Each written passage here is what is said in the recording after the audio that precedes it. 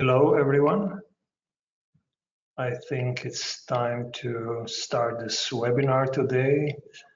It's about CGS Labs software and a new version that we just released, the version 2026.0. My name is Matthias Schein. I am Managing Director of CGS Labs and also the founder of the CGS Labs company.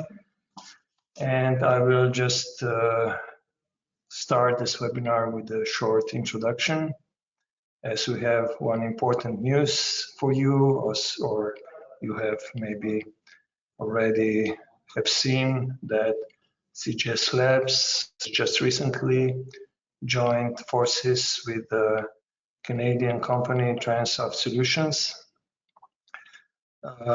We are very happy to, let's say, to join with Transoft. We know each other for quite some time, and we were cooperating. We were, let's say, also competing on the market, but now being together, we see lots of opportunities to grow together, lots of synergies between products and company and people.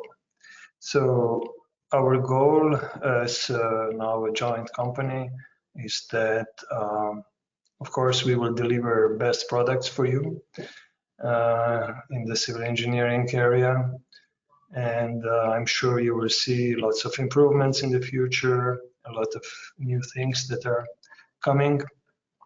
And I think it's all good for products, for our customers and for us, so that we are looking forward for this cooperation. And yeah, I wish you all the best, and let's start with the webinar. Thank you very much.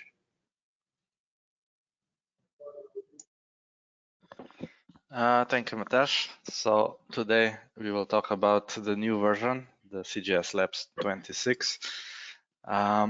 So our agenda for today is to look at the improvements and the fixes that we did, and to give you all the information about this version.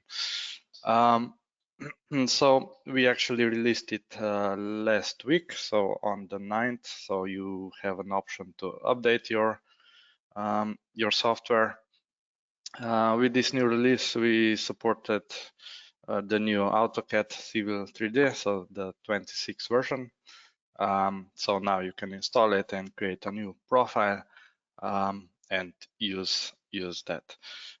So for this version of CGS, we are supporting AutoCAD from 2020 to 26 and the last 3 versions of BricsCAD. So at this time, I would hand over to Petra to start with the improvements. Thank you, Clement. Just a second. Okay, hello everyone. Yes, my name is Petra. I am product manager for Ferrovia. But for now, I will just continue with the presentation of features and commands that are common to all our software solutions. So that means to Plateia, Ferrovia, and Aquaterra. And the first important update is the site design module is now available for all license types, because previously it was only accessible to users with the highest packages such as Plateia, Ferrovia, and Aquaterra Ultimate, as well as the traffic collection package, but now it's available to all users, even those who with only a standard or professional's license. This means that everyone can now use advanced tools for terrain modeling and polylines, which is especially useful for surveyors who typically have a standard license. Then the second new feature is an upgrade to the 3D polyline editor, which makes it easier to work with multiple 3D polylines at the same time. So I would just quickly move to the WG drawing, and here you can see 3D polylines. So yeah, in previously versions, we could only raise or lower only one 3D polyline at a time. Okay, but now we can select multiple 3D polylines and we can higher or lower them at the same time. So here under the site design tab, you have this polyline editor. Okay, you can, in previously, you have an option to select polyline, click here on the first and then the last cell, and click here, select option, raise lower elevations by, for example, 1 meter. And this only changed, of course, for this 3D polyline. But right now you can select multiple 3D polylines. You can then select here on the left side of this dialog box, then right click, and you have here an option, raise lower elevations. And here I can just enter the value. It could be also -2 if you want to lower those elevations. So this was the second upgrade, and then the third upgrade was improvement for LandXML export and import. So in previous versions, it was only possible to export the alignment and the cant, but in the new version it is now also possible to export and import surfaces and longitudinal profiles. So with this upgrade, the LandXML file XML export functionalities has become, of course, significantly more powerful.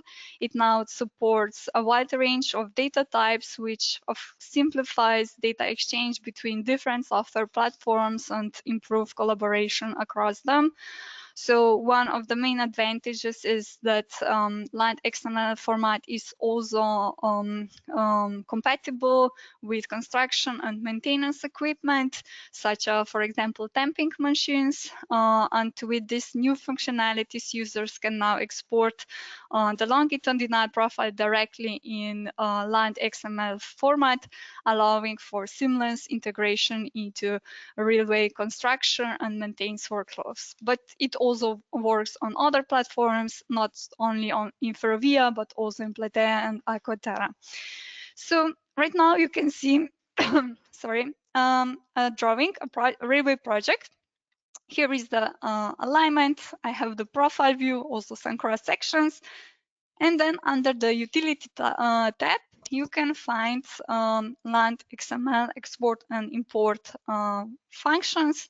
So I will first run LandXML export. And here in this dialog box, you have different options. Okay, you can export all the parameters, so alignments, cant, surfaces, but you can export just something specifically. So it's up to you. So in this case, I will select everything and click OK. And then I will just define the name of this LandXML file. Okay, so I click Save. Then in the next step, okay, this exported LandXML file can be opened in any software that supports XML import. This includes machine control systems used on construction sites, as well as design software for further project development. And one example of software that supports LandXML import is also the Autodesk Civil 3D. To import file, I can just open a new drawing. Here under the Insert tab, I have an option LandXML, okay? And I can find previously defined file. I click Open, and then I select which data I want to insert in my new drawing, click OK, and you will see that a new surface is created, although also the polyline. Okay, so the alignment of this rail is created, and if I go under the tool space, okay, here I can see also those inserted data. in the tool space. So I can see, okay, terrain is created, alignments, and you will also see that profile view is created, but not automatically. So in Civil 3D, you should then run this profile creation tool, and then you can also create the profile that was defined in the LandXML file. Then, okay, in addition to exporting data for use in other software solutions, the LandXML export feature is also very useful for transferring CGS Labs terrain surfaces between different drawings. So since CGS Labs terrain objects cannot be directly copied into a new drawing, users previously had to rely on various workflows, such as converting the terrain to polylines, exploding it, and recreating the surface manually. This process was not only time consuming, but also prone to errors. But now with LandXML tools, transferring terrain, is so much more straightforward. I can also show you this. So I can open another new drawing. Then I go to under the utility tab, click LandXML import. Okay, select this example, click open. In this case, I will just import the surface, click OK. Then he asked me, okay, do you want to also draw the points? Not in this case. And then double click to zoom in, and now you can see that terrain is created. And yeah, I can also go to the layout, click the terrain, and you can see that this terrain is existing in this drawing. Okay, so I will now hand over to Clement, who will continue with the features that are available in all three software solutions, so in Aquaterra, Plateia, and Ferrovia. Thank you, Petra. So I will just take over the presentation.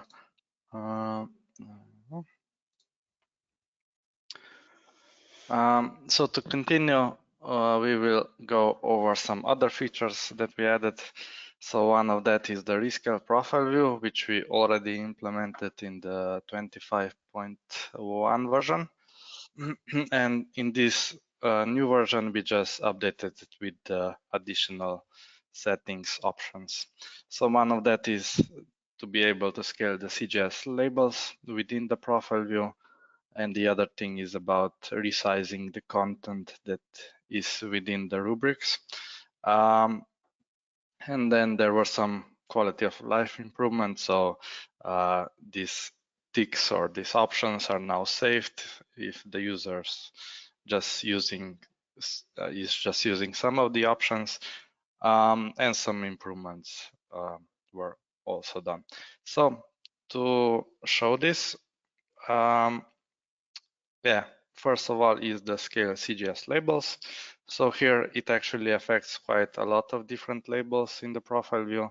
So all from those tables to the slopes and the lengths labels that we have on the tangents, the stationing, the arrows that we have. So all of those are affected, and also we have tools for labeling the heights in the tools ribbon part, and that they are also affected. Then we have those projection line labels. So if you have a projection lines in the plan view and you project it into the profile view, those labels are also affected by the rescaling if needed. And then we have some design speed station labels, hatching, and other things. So to show you this in Plateia, I will just go to my drawing. So here we already have the profile view prepared. We have niveleta or the profile line. We have all the content that is generally used, and we have those labels that are based on the profile line. So we can go to the profile view tab, and choose rescale. So what we added is actually this first option, so to scale CGS labels.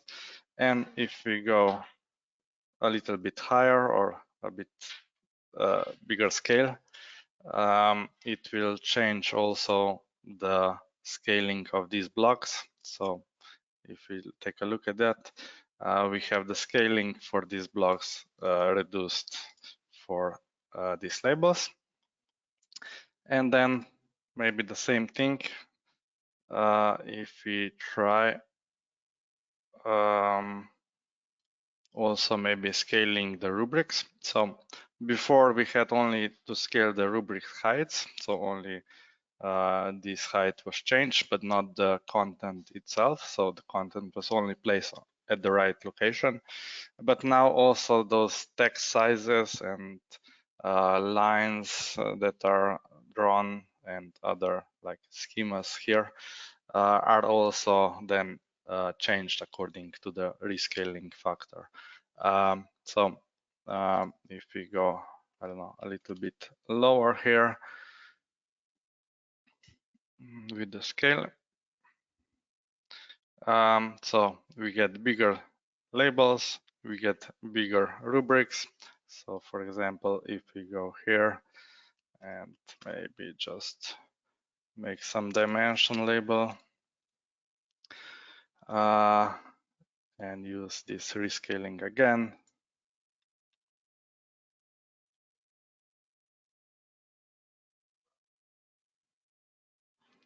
We can see that everything is changed, and we see that all the rubrics are also changed together with the text sizes. So this is our first option. So we added those two functionalities. If I go back to my presentation, I just wanted to go quickly over what we already have. So one is the scaling for user elements. So if there are elements in the profile view that are not done with Plateia commands or with CGS commands, but only with the lines and hatches and texts, then they can also be rescaled. So we have that additional settings here. So first of all is just scaling of that element. So to place it on the correct location according to the length of it, but not actually changing the size of the text or the size of blocks and other things. So here it affects the position and also changes like these polylines. All the vertices are moved to the correct location. So this is the option that we already had. And then the other two options is about resizing or sub options. So this affects the blocks that don't have any CGS definition. There are actually two different options here. So if you have a block that has uniform scale, it will change the whole block. But if you have a block that's not uniformly scaled, so with X and Y that can be changed, then it will only affect based on what factor you choose for the rescaling. So if you only change the X scale, then it will also affect only the X scale of this block. So this is beneficial if you have like kind of schema for, I don't know, a breach or something like that, and you don't want to scale the whole block itself. So that is one option that we had, and the other one is for scaling the user text. So any text that we input in the profile view can be also scaled. So this relates to text and the mtext multi-line text element. So this just changes the height of the text itself. And then the last thing is for scaling the rubrics height, as I already said. So we can change only the rubrics, or we can change now with the new option to change or to resize also the content that is within the profile view. So I will not show you again. So this is two options that we added in the rescale. So the next feature that we improved or implemented is for conversion of hatches to planimetry. So to make it a little bit easier for the users for doing the planimetry in the cross sections, now the user has the possibility to convert user-defined hatch, so AutoCAD hatch, into CGS planimetry. So I can show you that. So I will go into my drawing. So here I have some cross sections with some lines, some elements, and I want to create my own hatch. So I will maybe do polyline, and I will just make some kind of a cut here or something like that. And maybe I can do this in maybe 3 cross sections here. So I can prepare a closed boundary line, or I can just make it like this, and I will just maybe to hatch easier, I will hide some layers. So I will just do it like this, and I will use the hatch command from AutoCAD and just hatch that cut that I prepared. Okay, so one thing that you must be careful about is to have the separate hatches. So you shouldn't have like, this is one hatch now, but it's on 3 different cross sections. So we need to separate them. So let's do it separately. So I will just use this option available in AutoCAD or BricsCAD to separate the hatches. And now I can use command in the CGS in Plateia. So we have an option to convert a CAD element to TCS. So I will use that. Before we only had the option to convert lines, polylines, but now also in the same dialog, it's actually possible to choose hatches. So what I can do is I can define my let's say my hatch, my quantity, my label or the name of this element, and I have 2 options. So to just select them or to select them by layer. So if they are all on the same layer, which I can change beforehand, I can also do that and just select it. I can see that there were some conversions happened. And if I go into the quantity takeoff and show you the quantities, so let's do that.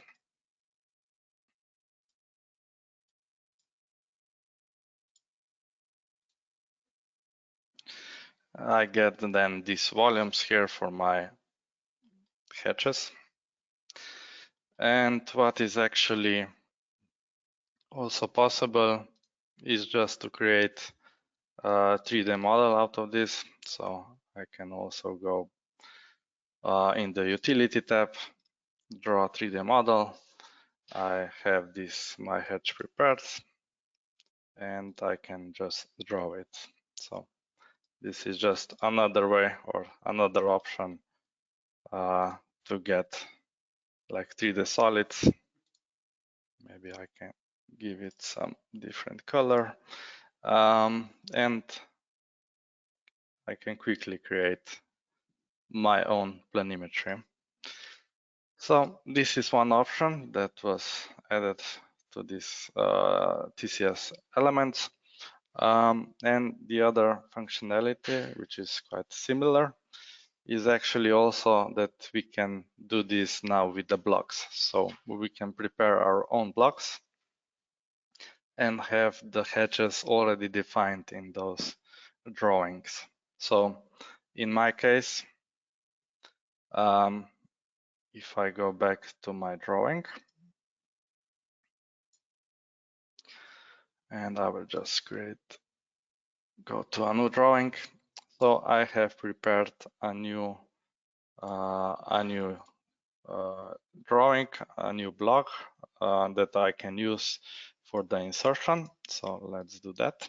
So I will use this insert block command that we have in Plateia, Ferrovia, or Aquaterra, and I will search for it.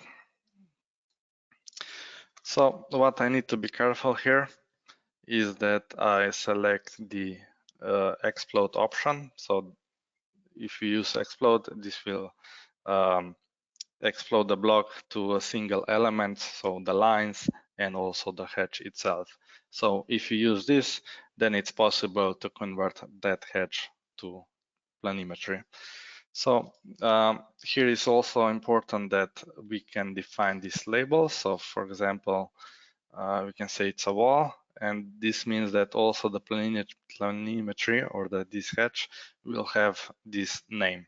So if there are multiple hatches in this user drawing, then it will convert all of them into the wall name.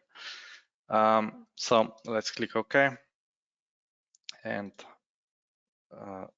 draw it somewhere here. And okay, we can see that we have those hatches which are on the layers of that we have in Plateia, and we have also those lines that represent the boundary. And it's the same thing as previous feature, so you can actually get the quantity takeoff. So you can go here and just show it the volume or the area of this hatch. Or again, we can go to utility, we can go to the draw 3D model. We can also click align option if we are using AutoCAD. We can also maybe add some property set and get the volume that way. And here we get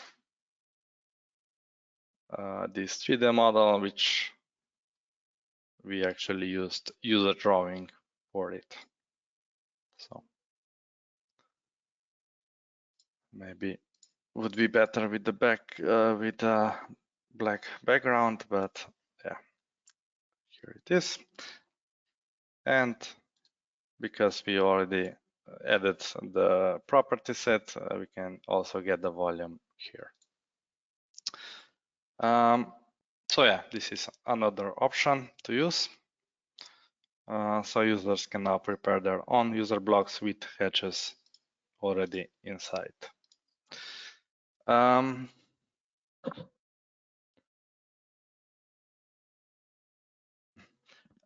then if we go on to the next feature or next improvement, so we have added vertical label settings.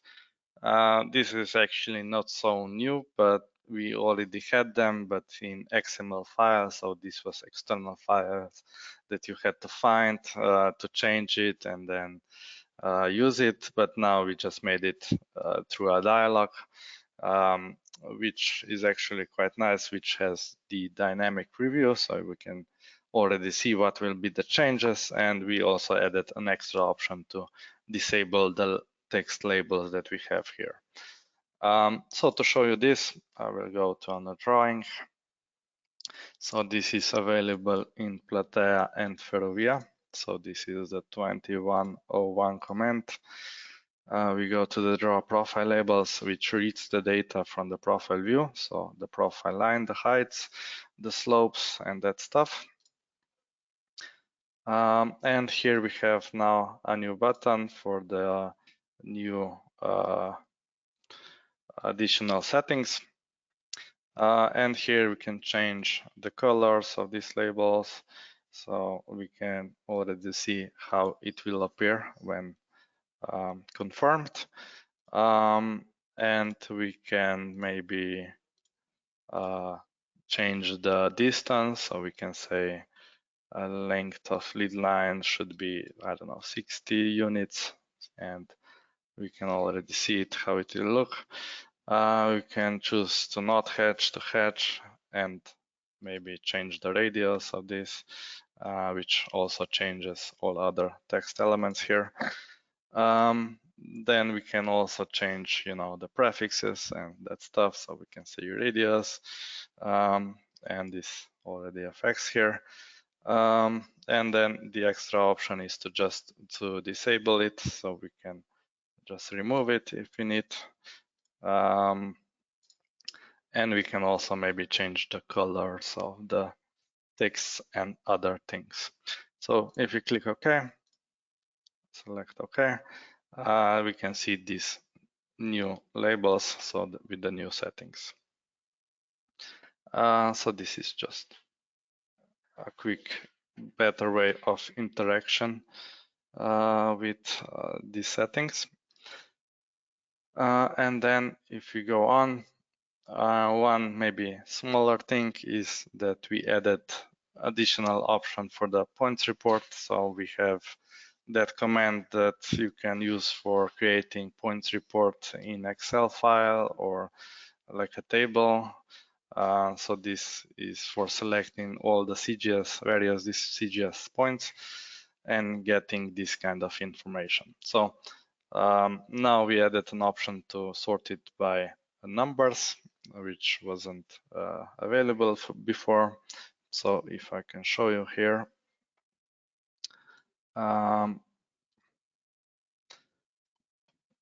Now, if I click points report command, which is available in the layout ribbon tab, I can select CGS points, and then we can create different formats. So what kind of data is presented here, and I can click all those headings 4 times. So one time is for a string or for text sorting. So to have like ascending and descending, and then the third and the fourth click are the numbers option. So for example, here we have to show you 1, 2, and 11 label.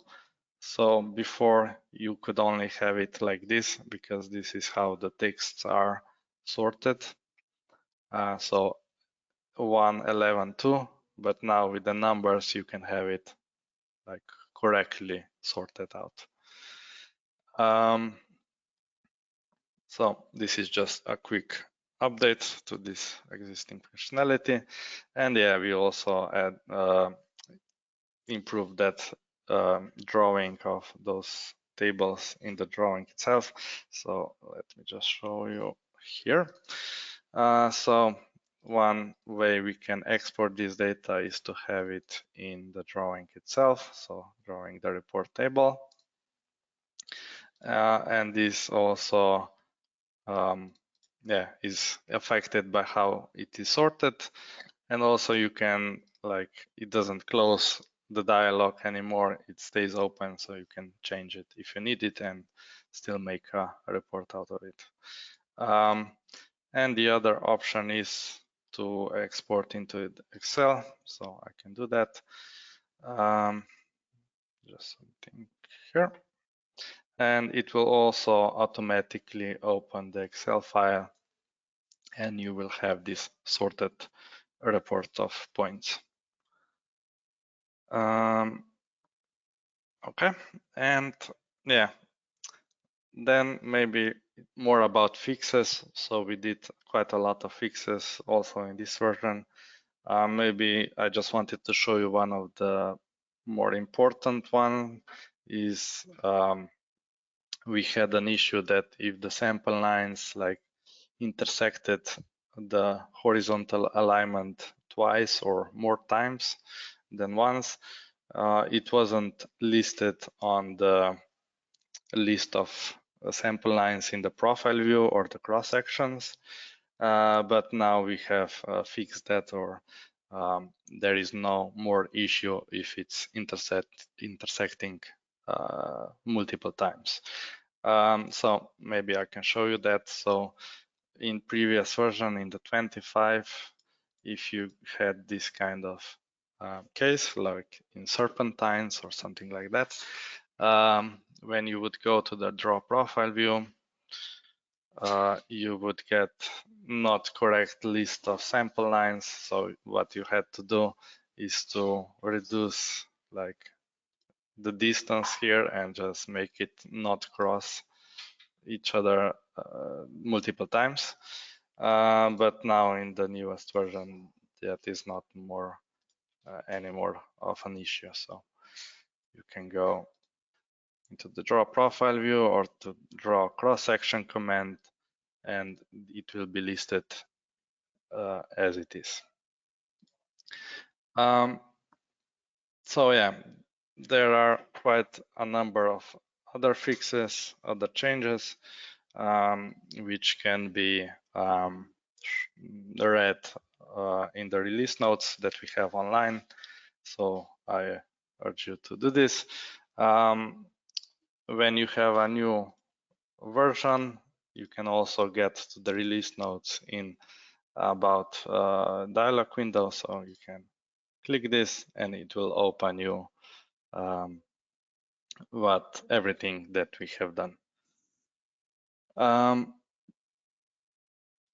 So actually this is for my part, and let me just go back to the presentation, and I would hand over the presentation to Jan to continue.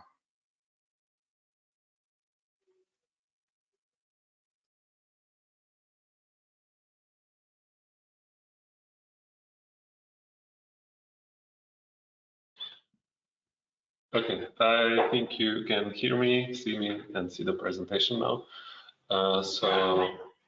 Yes, my name is Jan, and I will show you the enhancements we made in Autosign and Aquaterra 2026.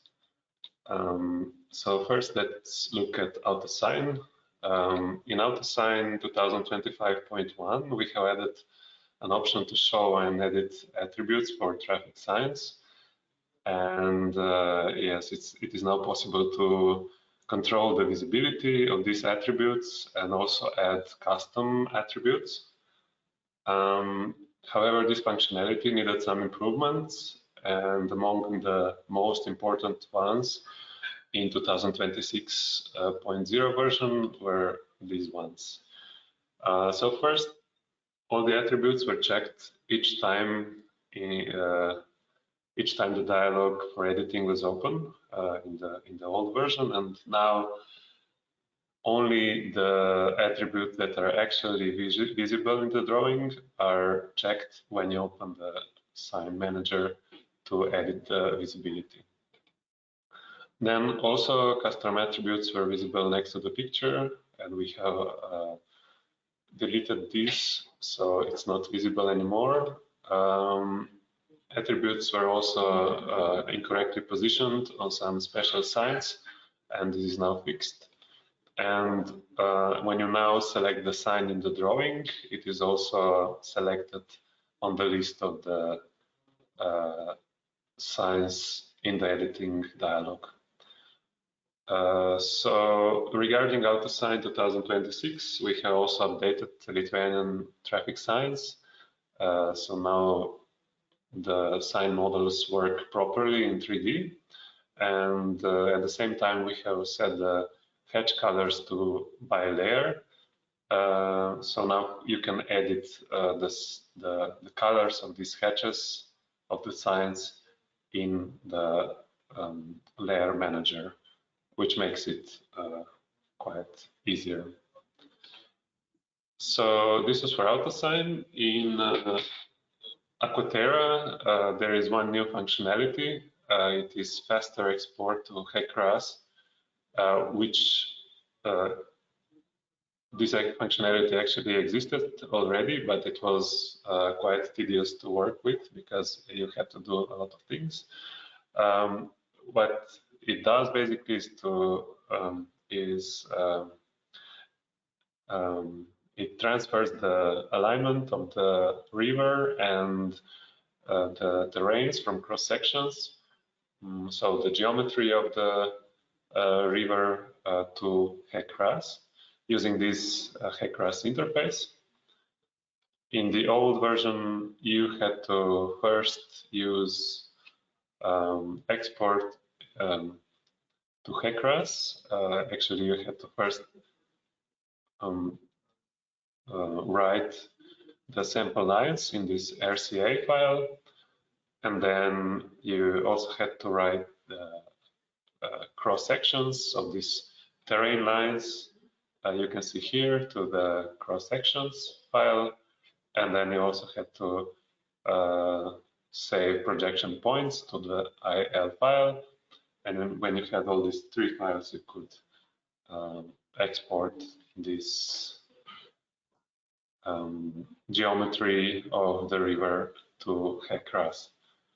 And this is, of course, quite a long process, especially when you want to export different terrains and when you do a lot of changes and you need to export it a lot of times. So now this functionality is improved. It's much faster. You just select the export to HEC-RAS. You select the terrain line from the cross sections that you want to export, and you already have your file saved to a geometry file that is not then can be read from HEC-RAS. Yes, in the future we will be now you can all the data is read from the same drawing.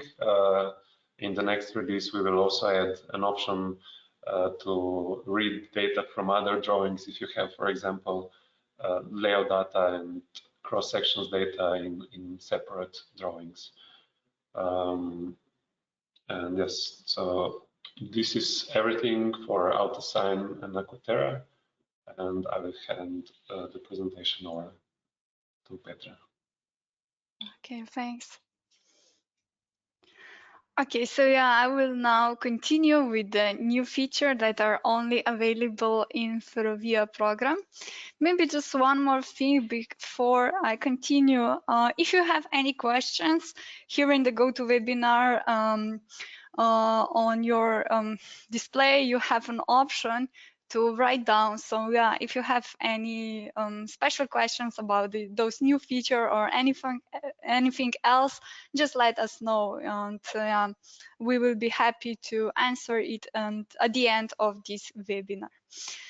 Okay, so let's see what's new in Ferrovia. So the first thing I would like to mention is the redesigned real elements that are now follow the European norm standards. So we have updated and expanded the library of real elements, and before the naming was based on old UIC standards like UIC 60. So we have updated them, and yeah, we didn't just change the names. The real blocks themselves have also been redesigned with more detail based on the real manufacturer specifications. This means that the elements looks like more accurate in the drawings and 3D models, and they match better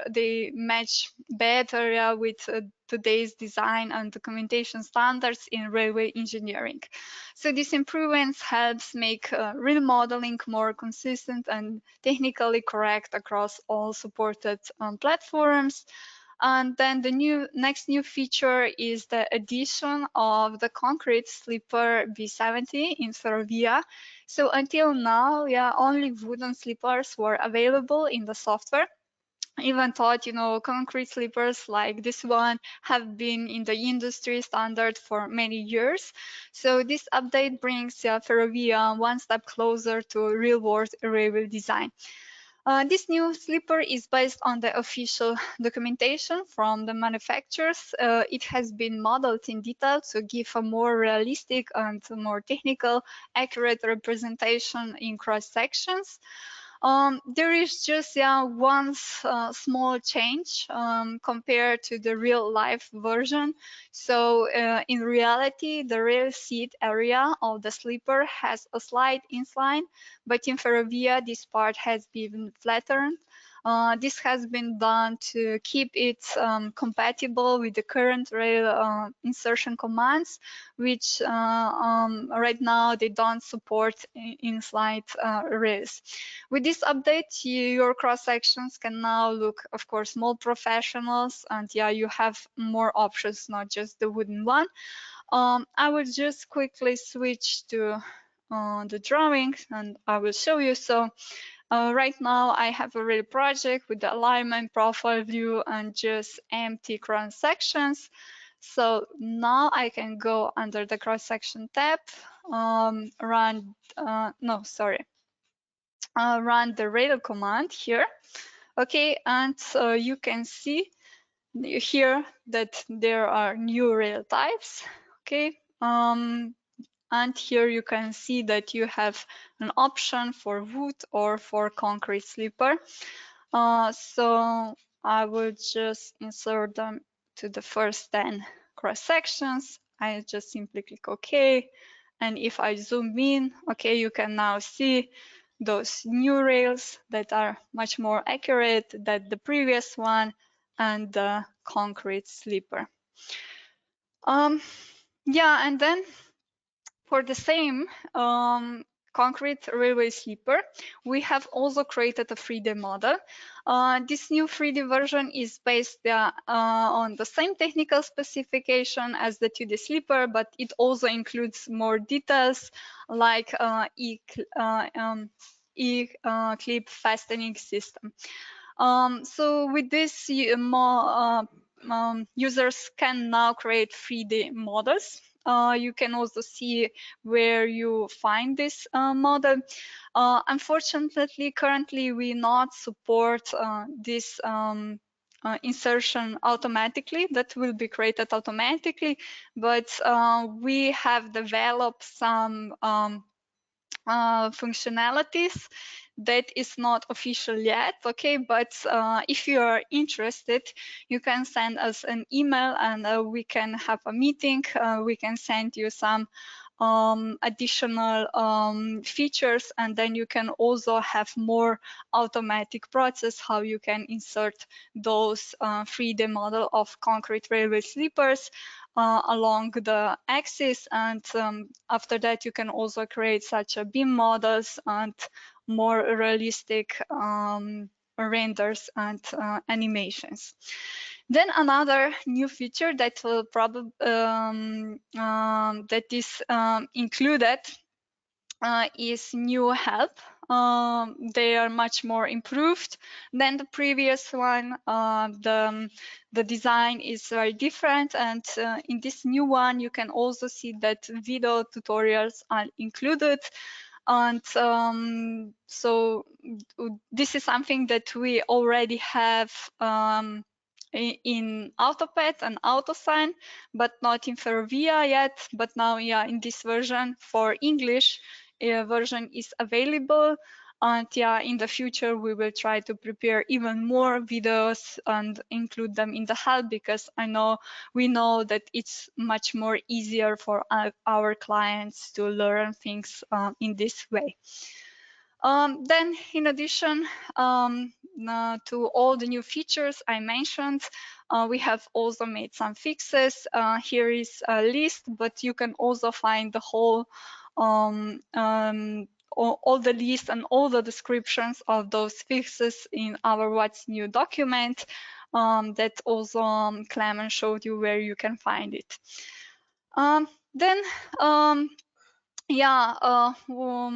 Next to it, we also prepare some new materials.